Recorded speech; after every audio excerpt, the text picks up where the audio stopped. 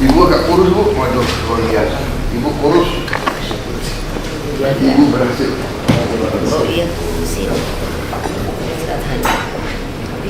Dietnya berhasil. Yang penting kalau pagi kopi, Bu. Momen akrab Prabowo dan Megawati sebelum upacara hari lahir Pancasila, ucap ibu agak kurus, dietnya berhasil.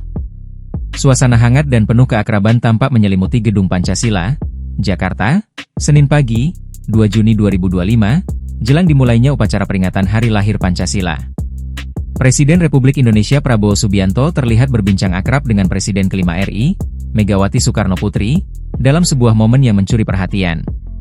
Dalam video yang diunggah di akun YouTube Prabowo, terlihat Presiden RI memasuki ruang tunggu dan menuju meja panjang di tengah ruangan. Megawati dan Wakil Presiden ke-6 Tri Sutrisno sudah lebih dulu duduk di meja oval tersebut.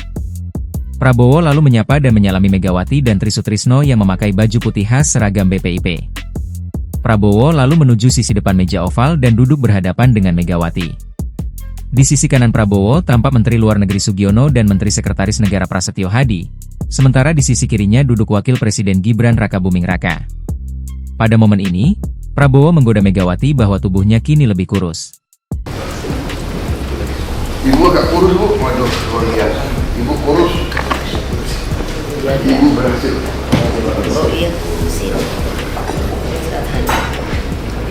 Dietnya berhasil.